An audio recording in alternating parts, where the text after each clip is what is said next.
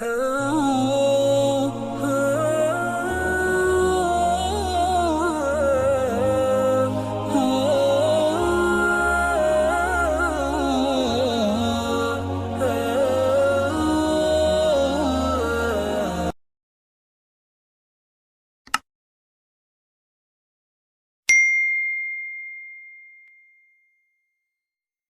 الله الرحمن الرحيم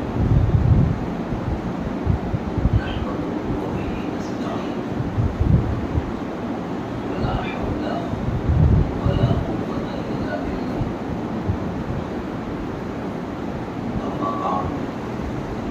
قال الله تعالى في كلامه المجيد أعوذ بالله من الشيطان الرجيم بسم الله الرحمن الرحيم إن الله لا يغفر أن يشرك به ويغفر ما دون ذلك لمن يشاء ومن يشرك بالله فقد افترى إثما عظيما صدق الله العلي العظيم سبحان ربك رب العزة عما يصفون وسلام على المرسلين والحمد لله رب العالمين اللهم صل على سيدنا محمد وعلى آل سيدنا محمد وبارك وسلم اللهم صل على سيدنا محمد وعلى آل سيدنا محمد وبارك وسلم اللهم صل على سيدنا محمد وعلى آل سيدنا محمد وبارك وسلم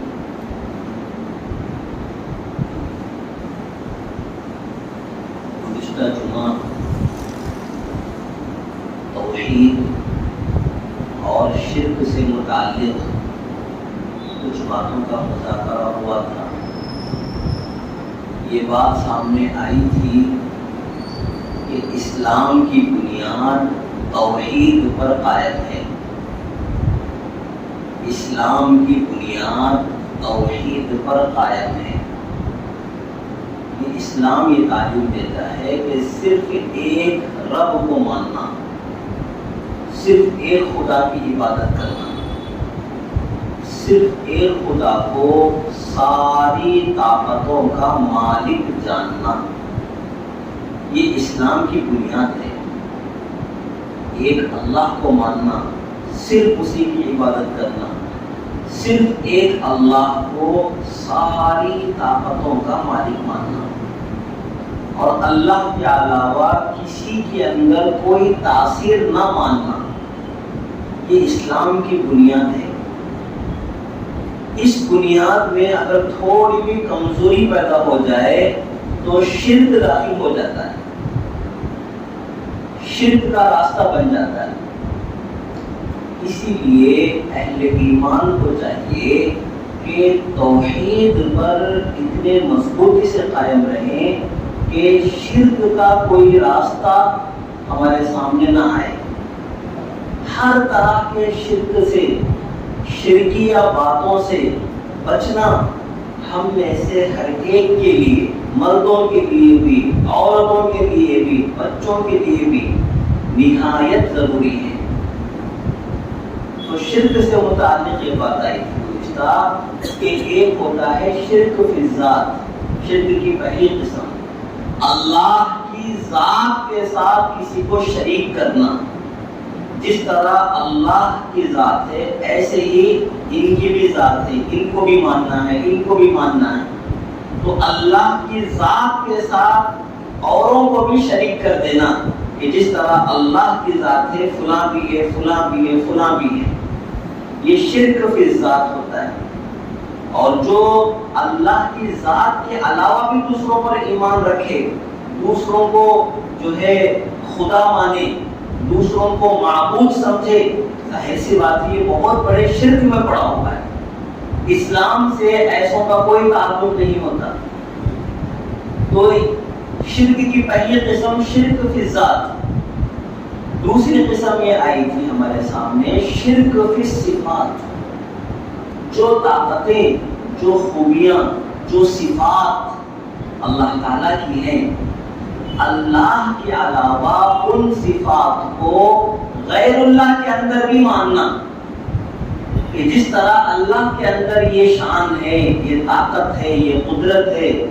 غیر اللہ کے اندر بھی فلاں کے پاس بھی یہ طاقتیں ہیں، یہ صفتیں ہیں، روزی دینا جس طرح اللہ کا کام ہے، فلاں بھی روزی دے سکتے ہیں،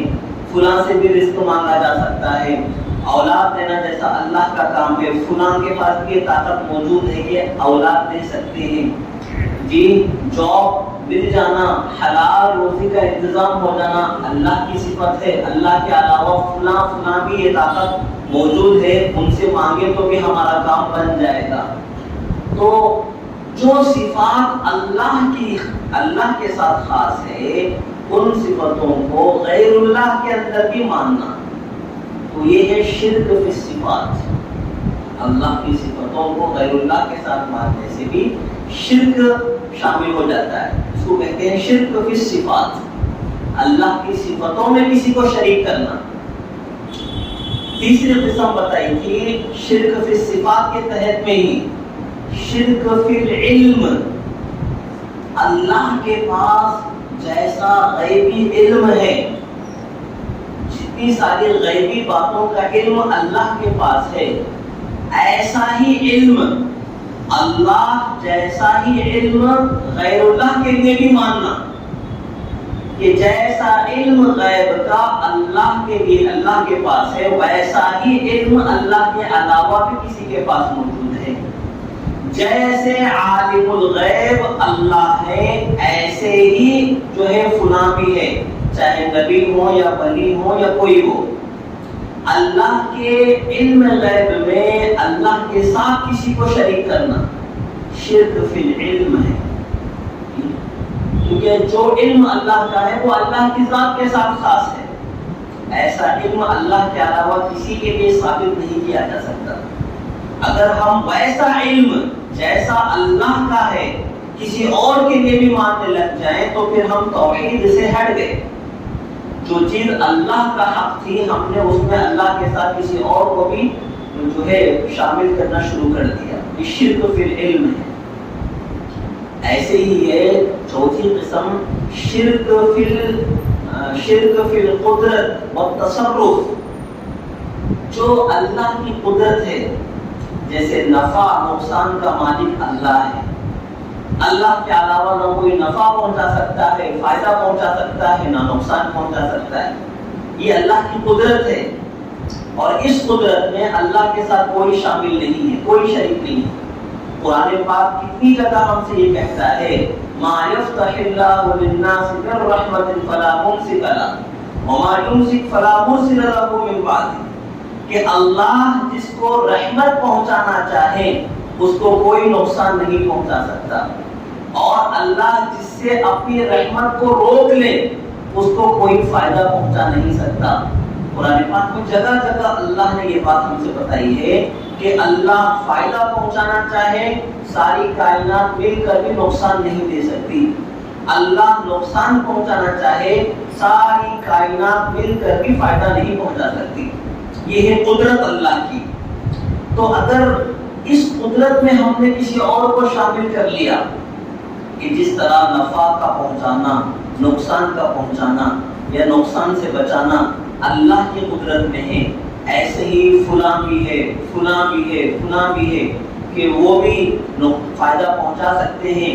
نقصان سے بچا سکتے ہیں، وہ فلاں بھی ہے، فائدہ پہنچا سکتے ہیں، نقصان سے بچا سکتے ہیں، تو یہ شرک فی القدرت ہوگا۔ جو قدرت صرف اللہ کے ساتھ خاص ہے، اللہ نے اپنی اس قدرت میں اپنے ساتھ کسی کو شریک نہیں کیا،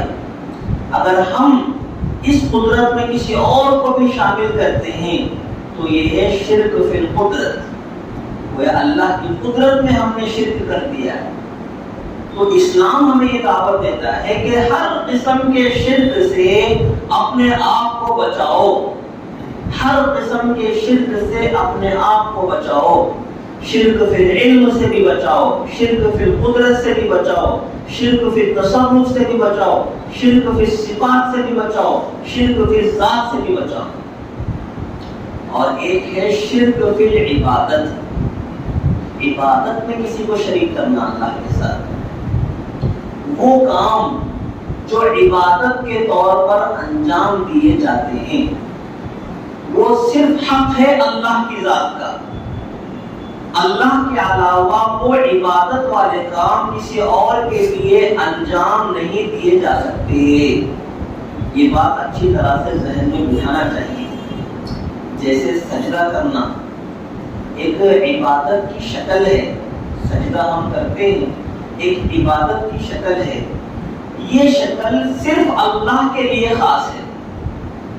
اللہ کے علاوہ یہ شکل کسی اور کے سامنے کرنا، کسی پیر بابا کے سامنے سجدہ کرنا، یا کسی قبر کے سامنے جا کے ماتھا ٹیک دینا، یا پیپل کے پیڑ کے سامنے سجدہ کر دینا، یا اس طرح کے کسی بھی مخلوق کے سامنے سجدے والا عمل کرنا شرک فی العبادت ہے۔ عبادت کی وہ شکل، عبادت کی وہ ہیئت، وہ حالت جو صرف اللہ کا حق ہے، جو صرف اللہ کے ساتھ خاص ہے، عبادت کی اس شکل کو کسی اور کے ساتھ جو کسی اور کو شامل کرنا اس میں، یہ ہے شرک فی العبادت ہو جاتا ہے۔ بہت سارے نادان مسلمان جن کے پاس دین کا علم نہیں ہوتا، لوگوں کی دیکھا دیکھی اور خاص طور پر غیر مسلموں کی دیکھا دیکھی، غیر مسلموں کو دیکھتے ہیں کہ ہر کسی پتھر کے سامنے، مورتیوں کے سامنے، جھاڑوں کے سامنے اپنا ماتھا زمین پر ٹیک دیتے ہیں، تو انہوں نے یہ سمجھا کہ یہ عزت اور احترام کا طریقہ ہے، اسی لیے ہمیں بھی چاہیے کہ قبروں کے پاس، مزاروں کے پاس، فلاں کے سامنے، فلاں کے سامنے اسی طرح سے آداب بجا لانا چاہیے۔ انہوں نے اپنے طور پر یہ بات سمجھ لی، اسلام میں ہے یا نہیں ہے، دین میں اجازت ہے کہ نہیں ہے، انہوں نے اس طرح سوچا نہیں۔ اپنی نادانی کی وجہ سے اس طرف ان کا دماغ نہیں گیا، لوگوں کو، غیر مسلموں کو کرتے ہوئے دیکھا تو انہوں نے غلط فہمی میں پڑ کر وہی کام مزاروں کے پاس کرنے شروع کر دیے۔ اسلام سے ایسی باتوں کا کوئی تعلق نہیں ہے، یہ بات پہلے آ چکی ہے ہمارے سامنے۔ ایسے ہی طواف کرنا، سارے مسلمان کعبۃ اللہ کا طواف کرتے ہیں اور صرف اللہ کے لیے کرتے ہیں، تو طواف کرنا، چکر لگانا، یہ عبادت کی ایک شکل ہے جو صرف اللہ کے ساتھ خاص ہے۔ اللہ کے علاوہ کسی اور کے لیے یہ عمل نہیں کیا جا سکتا۔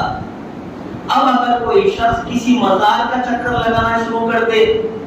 یا کسی پیڑ کا، درخت کا، جھاڑ کا چکر لگانا شروع کر دے، یا کسی اور چیز کا چکر لگانا شروع کر دے، طواف کرنا شروع کر دے، اور یہ فیل جو ہے اپنے آپ کو کرے کہ میں بہت بڑا نیک کام کر رہا ہوں، تو یہ بہت بڑی غلط فہمی ہے۔ عبادت کی جو شکل صرف اللہ کے ساتھ خاص ہے، اللہ کے علاوہ کسی اور کو اس میں شامل نہیں کیا جا سکتا۔ ایسے ہی قربانی والا عمل ہے، جانور کو اللہ کے نام پر، اللہ کے لیے ذبح کرنا، یہ اسلامی حکم ہے۔ کسی بھی جانور کی قربانی غیر اللہ کی طرف، غیر اللہ کے نام پر نہیں کی جا سکتی، اللہ کے نام پر کی جائے گی۔ اب جانوروں کو جو بقرعید کے موقعوں پر یا دیگر موقعوں پر ہم اللہ کے نام پر ذبح کرتے ہیں، اب مرغی کو یا بکروں کو مزاروں کے پاس لے جا کر اور دیگر جگہوں پر لے جا کر غیر اللہ کے نام پر ان کو ذبح کر کے کھانے پینے کا اہتمام کرنا اور اس کو بڑا بابرکت سمجھنا، بڑا مبارک سمجھنا،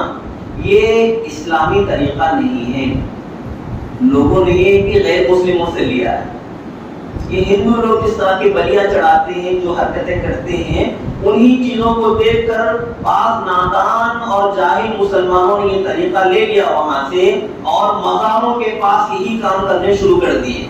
مرغیاں لے کے جا کے وہاں کاٹ کے پکا کے کھا رہے ہیں، بکرے لے کے جا کے وہاں پہ مزاروں کے پاس کاٹ کے پکا کے کھا رہے ہیں۔ تو اس طرح کی جو چیزیں ہیں یہ اسلامی نہیں ہیں۔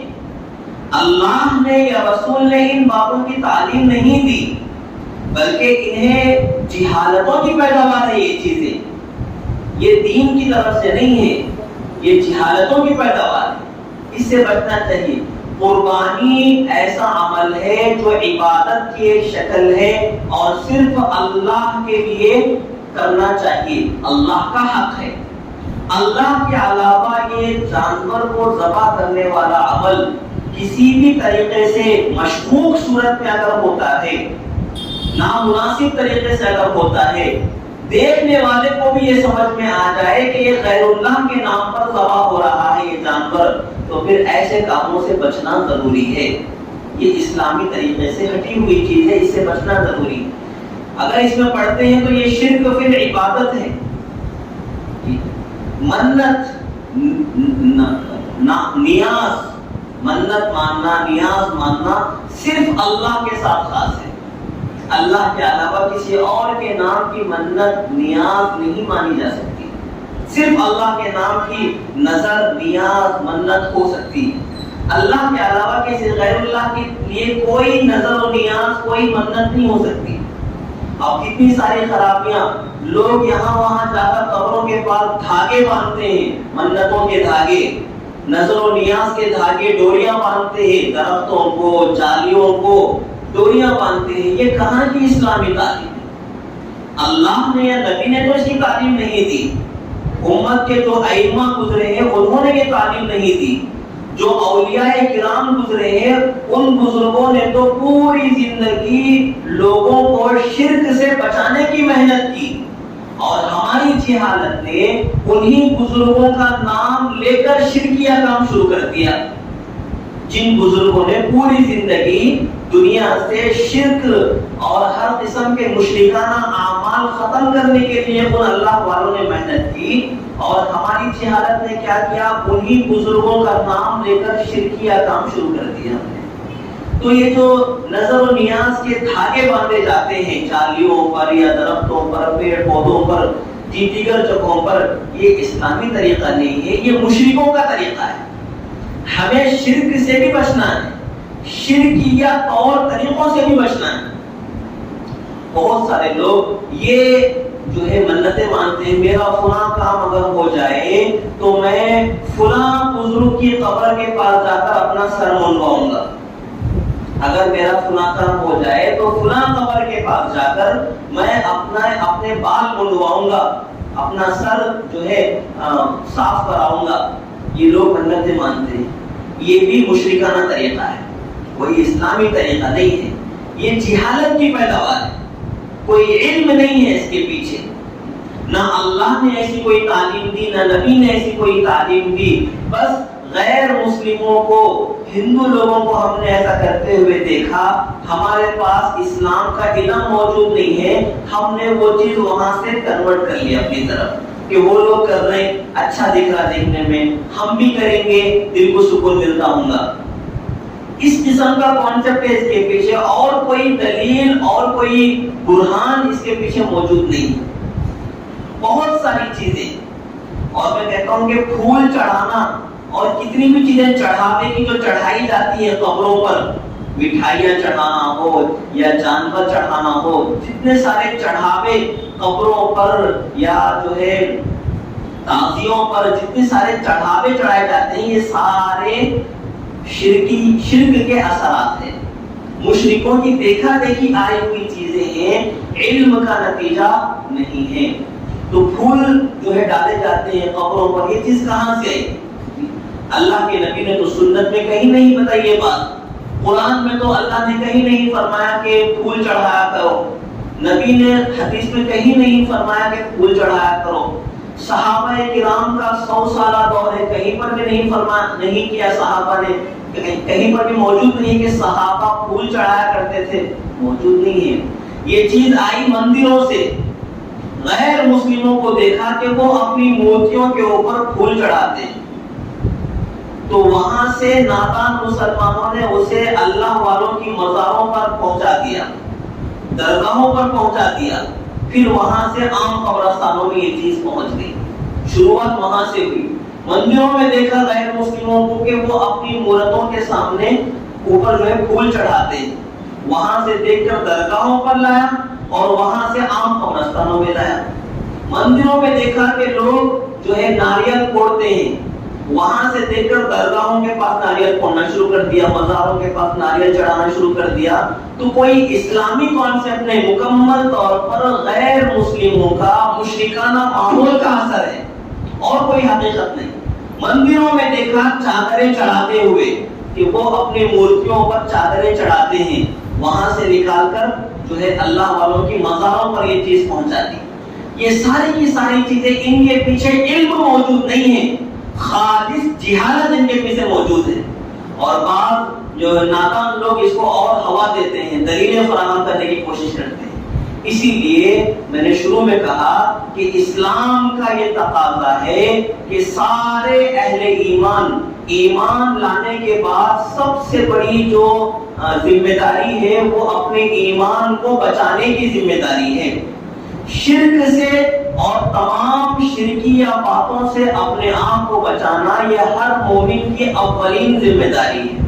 ہر ایسا عمل جو اسلام سے نہیں ہے، غیر مسلم تہذیب سے ہے، غیر مسلم طور طریقوں سے ہے، تو ایسے ہر عمل سے جس سے ہمارے ایمان کو نقصان پہنچ سکتا ہے، جس سے ہمارا دین کمزور ہو سکتا ہے، جس کی وجہ سے ہم اللہ سے کٹ کر جو ہے مخلوقات سے جڑ سکتے ہو، خالق سے توڑ کر مخلوق سے جوڑنے والے جتنے سارے کام ہیں، ہر ایسے کام کو چھوڑ کر اپنی مکمل توجہ اور اپنی ہر امید، اپنا ہر اچھا برا اللہ کی ذات کے ساتھ جوڑنا، یہ ایمان والے کی ذمہ داری ہے۔ تو یہ کچھ باتیں جو ہے پچھلا جمعہ جو مذاکرہ ہوا تھا اسی کو تھوڑا سا آگے بڑھانے کا اہتمام کیا گیا ہے۔ اللہ پاک سے دعا ہے کہ اللہ ہم سب کو کہنے سننے سے عمل کی سعادت نصیب فرمائے، اور زندگی میں بھی اور موت کے وقت پہ اللہ صحیح اور سلامتی والے ایمان کے ساتھ ہمیں دنیا سے رخصت ہونا نصیب فرمائے، اور آخرت میں بھی اللہ ہمیں جنت نصیب فرمائے۔